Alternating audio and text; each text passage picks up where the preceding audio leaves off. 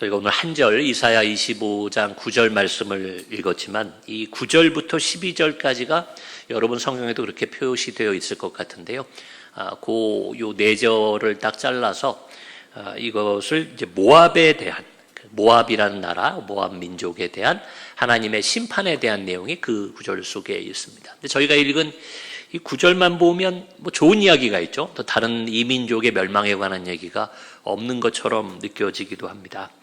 그러나 9절부터 시작해서 12절까지가 이 모압 민족, 이스라엘을 역사적으로 보면 구약 아주 초창기부터 이웃 국가이면서도 이스라엘 민족을 괴롭혔던 좀 안 좋은 이웃이죠.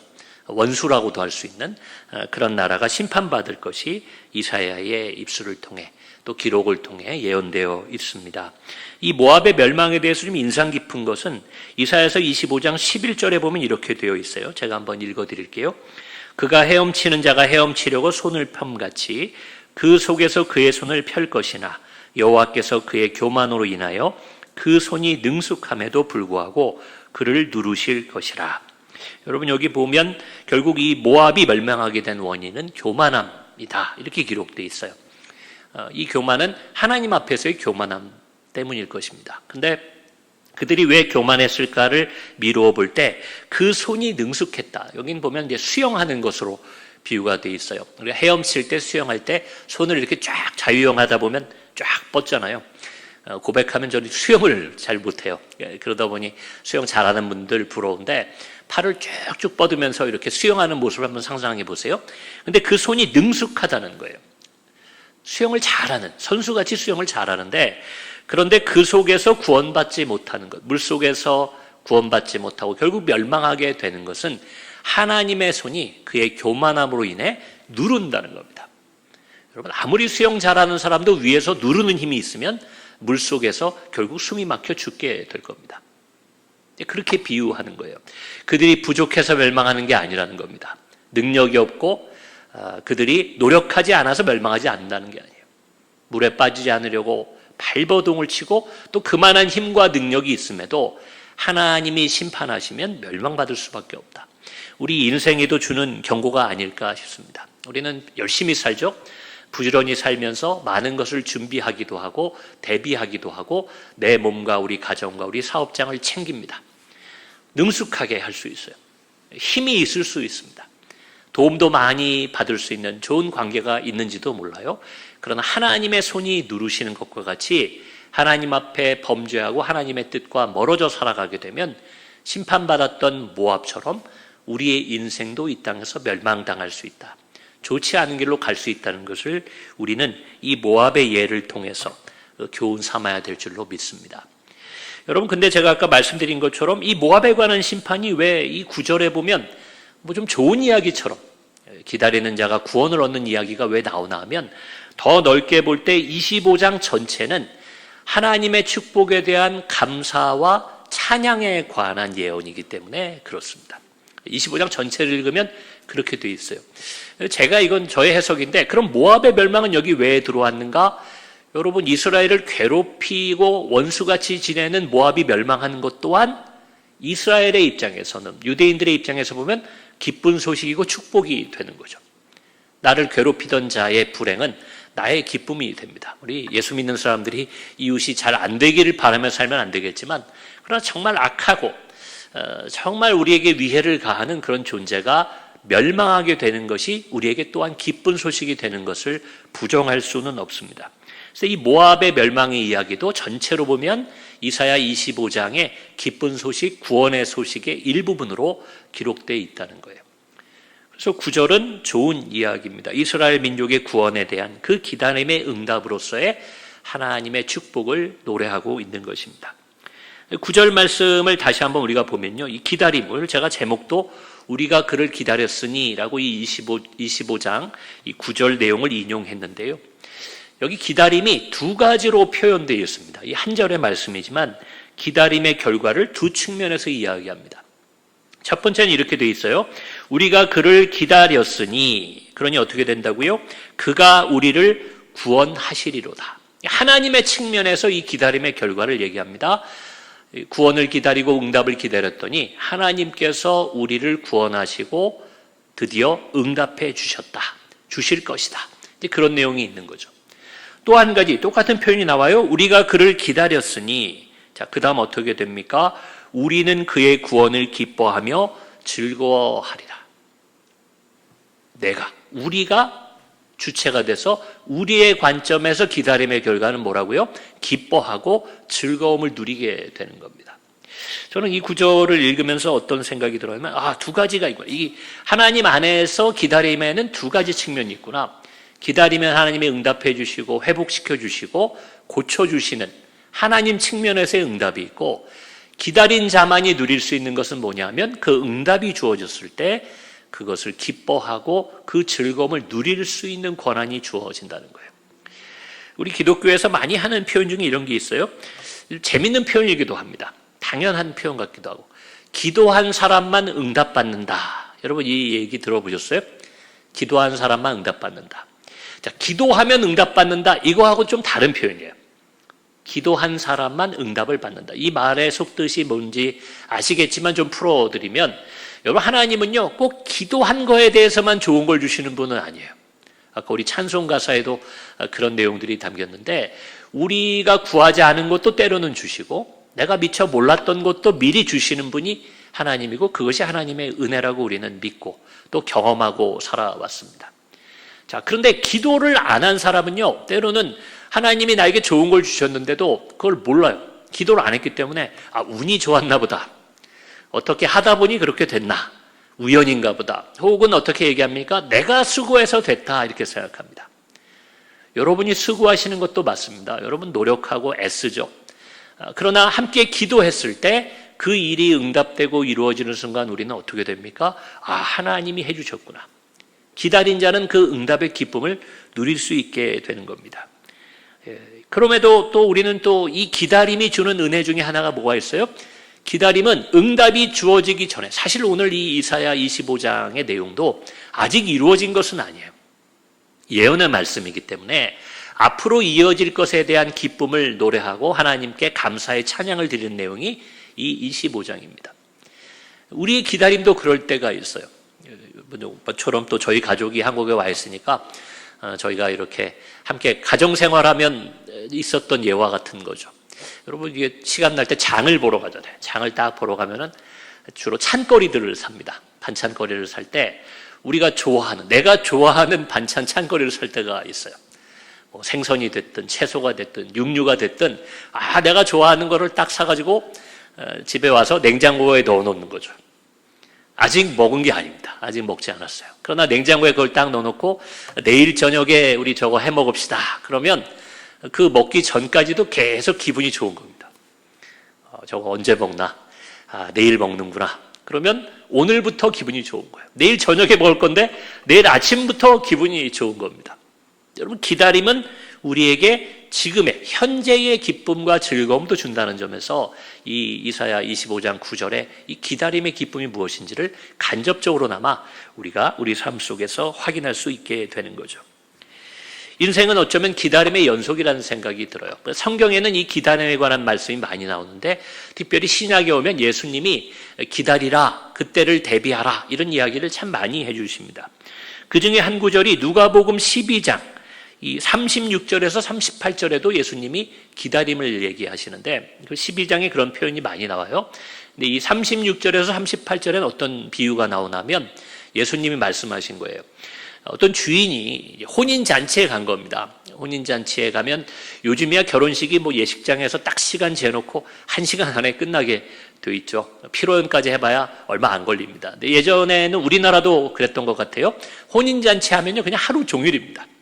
가는 것도 먼 거리죠. 교통이 편리하지 않던 아주 과거의 비유니까 아마 아침 일찍 출발해야 그 혼인잔치 시간에 마칠 겁니다. 그리고 도착하면 모처럼 모여서 잔치를 하니까 사람들이 오랜만에 만나서 먹고 마시고 하다 보면 밤 늦게나 돼서 돌아오는 거예요. 자, 비유를 어떻게 하냐면 집주인이 혼인잔치를 갔다가 돌아오는데 그 집의 종들이 준비하며 기다려야 된다. 이제 그런 얘기를 하는 거예요. 주인이 언제 오실지 모르지만 기다리고 있는 겁니다.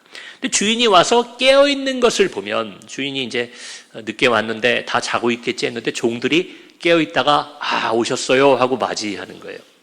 그걸 보면 뭐라고 이 표현에 나와 있냐면 그 종들은 복이 있으리로다. 내가 진실로 너에게 이르노니 주인이 띠를 띠고 그 종들을 자리에 앉히고 나와 수종 들리라. 이렇게 돼 있어요. 거꾸로 되는 거예요. 주인을 기다려서 피곤하시죠 하고 수종을 드는 게 아니라 주인이 띠를 딱 띠고 너희는 앉아라. 그리고 종들을 대접해 준다는 거예요. 제가 한번 인간적으로 왜 어떻게 그게 가능한가 상상해 보면 아마도 잔치집 갔다 왔으니까 옛날 우리식 생각하면 잔치 음식을 좀 싸우지 않았을까. 그래서 종들한테 아유 기다렸구나 고맙다 너희 좀 앉아라 내가 맛있는 거 가져왔어. 그리고는 앞치마 딱 동여매고 그리고는 그 음식을 베풀어 주는 거죠. 잘 먹기 힘든 잔치 음식을 종들에게 준다. 인간적으로 그렇게 해석할 수 있습니다. 그런데 영적으로 해석하면 예수님이 그러신 분이죠. 왕으로 이 땅에 오셨지만 하나님의 아들로 오셨지만 섬김을 받으려 온 것이 아니라 섬기려 온 겁니다. 그런데 누구에게 왔느냐? 기다린 자들에게 왔다. 그래서 신약의 예수님의 비유 보면 그 신랑을 기다리는 신부의 비유도 있고 깨어 있어야 된다라는 그런 표현도 많이 나오죠. 기다린 자에게만 응답이 있는 것처럼 기도한 자만 응답을 받는 것처럼 주님을 기다리고 앙망했던 사람들에게 주님은 섬기는 종의 모습으로 우리를 위해 이 땅에 오셨다는 것을 여러분 기억하셔야 됩니다. 거기 보면 심지어는 2경에나 혹 3경에 이르러서 종들이 그같이 하고 있는 것을 보면 그 종들은 복이 있으리로다. 여러분 이게 2경에서 3경이라는 게 우리 시간으로 따지면 밤 9시부터 한 새벽 3시까지를 얘기합니다. 2경이 9시부터 12시, 또 3경이 12시부터 3시까지라고 그래요. 그 새벽 시간에. 바꿔 말하면 기다림을 포기할 만한 시간, 기다리기 힘든 시간에 기다리면 더 큰 복이 있다. 이런 표현이 되는 거죠. 그래서 요즘 우리가 현대를 살아가는 기독교인들이 특히 젊은 분들이 그런 얘기를 많이 해요. 목사님, 요즘 누가 교회 갑니까? 누가 예배 그렇게 몇 시간씩 가서 그 시간을 들여서 헌금하고 몸을 드리고 또 지루하게 목사님 설교를 30분씩 누가 듣겠습니까? 여러분 어려운 때죠. 예배 드리라고 권하기도 어려운 때예요. 그게 저는 비유로 따지면 2경이나 3경에 주님을 기다렸던 그 종들의 모습과도 같다고 생각하는 거예요. 예전에 교회 오면 좋던 시절이 있었죠. 우리나라도. 교회 오면 그래도 문화생활 할 수 있고 교회 오면 비즈니스에도 도움이 되고 교회 오면 젊은 남녀가 이성도 만날 수 있고 이런 게 교회가 좋은 통로가 되던 때가 있습니다. 그때에 교회에 나와 주님을 만나는 것과 지금처럼 교회 나가는 것이 나에게 손해인 것 같고 예배드리는 시간이 아까운 것 같고 여러분 이렇게 느껴진 때에 주님을 부르고 주님을 찾는 자들에게 이 비유대로라면 누가복음 12장의 비유대로라면 특별한 복이 그들에게 있다. 이렇게 위로와 격려의 말씀을 또 전해드리고 싶습니다. 이처럼 주님도 그리고 성경 전체가 하나님을 기다리라. 또 이걸 조금 세분화하면 하나님의 뜻, 하나님의 응답을 기다리라는 뜻이겠죠. 자, 이렇게 이야기하고 있는데 그런데도 왜 우리는 하나님의 뜻을 기다리는 것이 좀 어려울까요? 왜 그것을 믿고 기다리지 못할까요? 제가 아까 이 부분 시작할 때 얘기 드렸어요. 인생은 기다림의 연속과도 같다. 여러분 우리가 하나님의 뜻을 기다리지 못하는 데에는 다른 것을 기다리기 때문에 그런 것이 아닌가 싶을 때가 있어요. 제가 어디서 들은 좀 웃지 못할 그러다 어떻게 보면 좀 웃긴 이야기예요. 뭐냐 하면 어떤 아버지가 느끼는 비애라고 합니다. 그 퇴근해서 집에 딱 배를 누르면 막 달려나온 소리가 들린대요. 그 집에 키우는 애완견부터 시작해서 아이들과 아내가 막 뛰어나와서 문을 딱 열어주더니 에이 아빠네 그러더래요. 에이 아빠네. 뭘 기다린 거예요? 택배 기다렸대 택배. 혹은 저녁에 맛있는 음식 배달을 시켰는데 그게 온 줄 알고 막 온 식구가 달려나왔는데 문 딱 열고 들어오는데 아빠가 들어오니까 에이 아빠네. 그러고는 다시 돌아가더라고요. 뭐 웃으라고 나온 얘기겠죠. 뭐 아빠를 반기지 않아서 그런 건 아니었을 겁니다. 여러분 그러나 이 비유를 통해 제가 무슨 얘기를 드리냐면 내가 택배를 기다리고 내가 배달 음식을 기다릴 때 아버지가 오면 좀 덜 반가운 거예요. 지금 내가 기다린 건 아버지가 아니었고 내가 기다린 건 뭐예요? 그 택배. 내가 기다리던 게 있으니까. 자, 그게 죄도 아니고 살다 보면 그런 날이 있을 수 있죠. 근데 비유하면 그렇다는 거예요. 신앙생활할 때도 우리가 하나님의 뜻보다 다른 걸 너무 기다리기 때문에, 다른 걸 기다리고 있기 때문에 하나님을 기다리는 마음이 약해지거나 하나님의 응답이 나에게 다가오고 있어도 알아보지 못하고 있는 것은 아닌가, 그런 생각을 하게 된다는 겁니다. 여러분, 우리 뭘 기다립니까? 우리 아이들 어릴 때, 지금도 아직 어리지만 어릴 때는 키가 자라는 걸 그렇게 기다리더라고요. 저는 언제 키가 커요? 언제 더 커요? 키 자라는 걸 기다립니다. 제 학창 시절을 생각하면 하도 입시 때문에 힘드니까 빨리 좀 고등학교 졸업하고 대학을 갔으면 좋겠다. 대학 가는 걸 기다렸던 것 같아요. 어떤 사람들은 결혼하기를 기다립니다. 사랑하는 사람과 날짜를 받아놓고 기다리죠. 또 취업한 사람들은 승진하기를 바랄 수도 있어요. 직장인들은 월급날을 기다립니다. 여러 가지를 기다리며 살아요. 그러니까 매일매일이 기다림의 연속인 것 같아요. 그래서 어떤 때는 이런 생각도 듭니다. 우리가 미래를 위해 그냥 현재를 연료나 무슨 재료로 그냥 사용하고 있는 게 아닌가. 현재를 살지만 현재보다는 우리는 늘 기다림, 미래에 우리의 관심이 가 있는 거죠. 그걸 준비하기 위해서 오늘을 좀 소홀히 하고 오늘은 좀 사용해 버리는 겁니다. 미래를 위해서.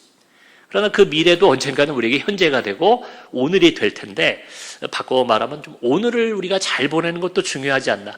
오늘을 위해서도 우리가 어떤 것들을 좀 사용해야 되지 않나, 이런 생각이 들 때도 있습니다. 저는 이렇게 표현해 보는 거예요. 여러분, 기다림은 그런 의미에서 사랑의 다른 이름이 아닐까. 내가 무엇을 기다리냐는 무엇을 내가 사랑하고 무엇을 원하느냐와 관련되니까 기다림이라는 것은 사랑의 다른 이름이다. 저는 이렇게도 생각합니다. 결국 오늘 내가 뭐를 기다리느냐에 따라 내 현재의 삶의 모습이 바뀐다는 것도 우리가 기억할 필요가 있어요. 무엇을 기다리느냐에 따라 오늘의 모습이, 또 오늘 나의 삶의 행복의 지수가 달라질 수 있다. 그렇게도 생각되는 거예요. 내가 무엇을 추구하느냐, 무엇을 사랑하느냐. 여러분, 요한복음 21장에 보면요, 여러분 잘 아시는 거예요. 거기가 요한복음 끝장인데, 부활하신 예수님이 제자들을 찾아왔다가 이 베드로에게 똑같은 질문을 3번 던지시죠. 그 질문의 요점은 네가 나를 사랑하느냐, 사랑에 관한 질문이었습니다. 베드로가 조금은 두려운 마음에, 죄송한 마음에, 그러나 3번 똑같이 내가 주를 사랑합니다. 주님께서 아시지 않습니까? 그렇게 고백하게 되는 장면입니다. 저는 그 장면을 오늘 이 기다림의 것과 좀 연결해서 말씀드리면, 사실 이 요한복음 21장에 이르기 전에, 주님이 부활하시기 전에 베드로는 예수님을 늘 따라다니는 사람이에요. 예수님을 누구보다 사랑하는 제자였습니다. 근데 그가 예수님을 따르고 예수님을 사랑하면서 기다렸던 것은 무엇이었을까? 그 당시에 제가 한번 상상해 본 거예요. 아마도 베드로가 기다렸던 것은 나중에 예루살렘 올라가서 예수님이 왕이 되시거나 많은 사람이 따르는 위대한 인물이 됐을 때 내가 신분이 상승되고, 혹은 내가 부자가 되고 권력을 갖고 인기가 많아지고 유명해지고, 이런 것들을 기다리면서 예수님을 따랐던 것이 아닌가 싶어요. 그의 기다림은 거기에 있었던 거예요. 세상의 영광과 세상의 축복에 있지 않았나. 그러니 자신의 기다림과는 달라 보이는, 여러분, 십자가, 죄인의 자리에 예수님이 서게 되셨을 때 그는 예수님을 부인하고 예수님을 떠나가게 됩니다. 사실은 예수님이 이 땅에 오신 목적, 하나님의 은혜와 축복이 쏟아지는 자리가 십자가였어요. 예수님의 제자가 기다렸다고 한다면 그걸 기다려왔던 건데, 그 응답이 주어지고 그것이 드디어 성취될 때 베드로는 그 자리를 벗어나게 됩니다. 다른 걸 기다렸기 때문에.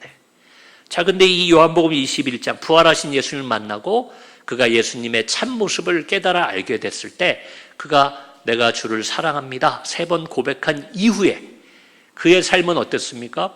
인간적으로 보면 고난이었고 박해를 받았고 순교했지만, 결국은 사도로서, 또 예수님의 그 뒤를 따르는 순교자로서 그는 아름다운 인생을 살아가게 됩니다.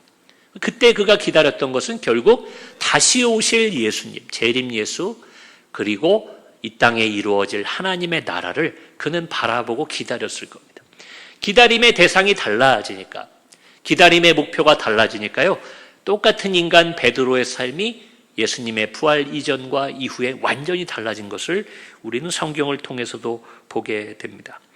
그걸 빌립보서 3장 20절에 빌립은 이렇게 얘기하죠. 그러나 우리의 시민권은 하늘에 있는지라 거기로부터 구원하는 자 곧 주 예수 그리스도를 기다리노니.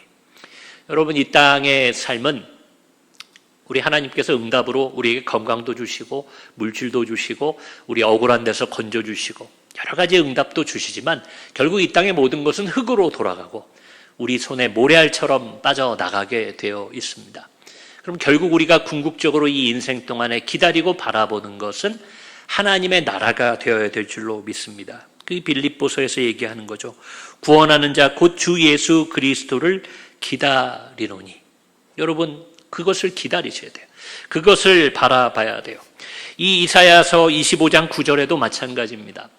이 예언의 말씀을 들었던 자들 중에는 하나님의 구원과 응답이 그들의 삶에 역사적으로 이루어지기 전에 이 세상의 삶을 마감한 사람도 있을 거예요.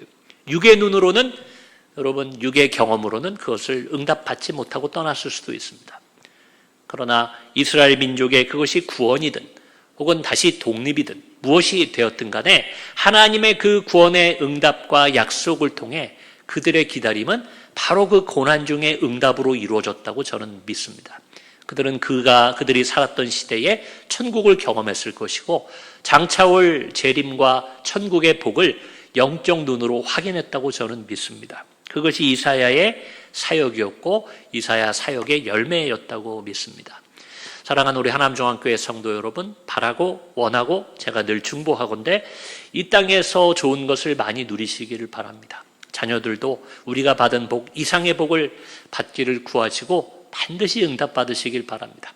몸의 불편함도 회복되시기 위해 기도하십시오.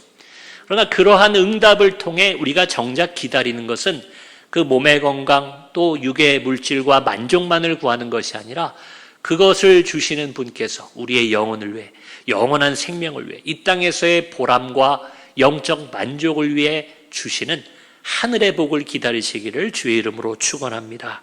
그것이 주어지면 이 땅에서도 여러분 만족을 누릴 수가 있어요. 어떤 분이 저한테 목사님 좀 신기합니다, 그런 얘기를 제가 최근에 들었어요. 제가 뭐 욕심이 없다 저는 그렇게 생각하지는 않는데 한 가지 분명한 건 제가 자동차에 별로 관심이 없거든요. 뭐 좋은 차, 뭐 성능이 좋은 차 이런 거 잘 알지도 못하고 관심이 없습니다. 그랬더니 어떤 집사님께서, 남자분께서 그러시더라고요.